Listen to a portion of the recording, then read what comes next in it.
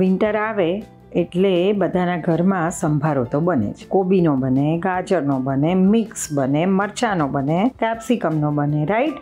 આજે આપણે સરસ મજાનો એક ઓનિયનનો સંભારો બનાવીશું, ડુંગળીનો. તો ચાલો જોઈએ રેસીપી. સૌથી પહેલાં પેનમાં 1 થી 2 ચમચી જેટલું તેલ મૂકીશું. એની અંદર વઘાર માટે રાઈ અને હિંગ લઈશું. ત્યાર પછી સ્લાઇસ કરેલી 2 થી 3 નંગ જેટલી ડુંગળી લેવાની છે. પાતળી સ્લાઇસીસ કરવાની છે.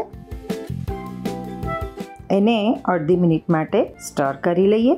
જો આની અંદર તમે ઈચ્છો તો કોબીને પણ આ જ રીતે સ્લાઇસ કરી અને એડ કરી શકો છો. અત્યારે આપણે લીધા છે ગાજર, કેપ્સિકમ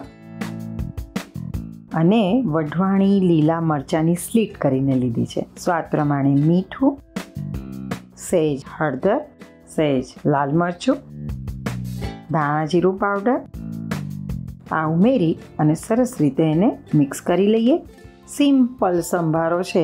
બેઝિક સ્ટેપલ મસાલા ડિબ્બા અને ડુંગળી, ગાજર, કેપ્સિકમ, બસ આટલી જ વસ્તુઓથી બની જાય છે. સરસ રીતે મિક્સ કરી લઈએ ને 2 થી 3 મિનિટ માટે મીડિયમ હીટ ઉપર રાખીશું. કોથમીરથી ગાર્નિશ કરીશું અને ગરમા ગરમ સંભારો સર્વ કરીશું. સંભારો એ એક પ્રકારની સાઇડ ડિશ છે.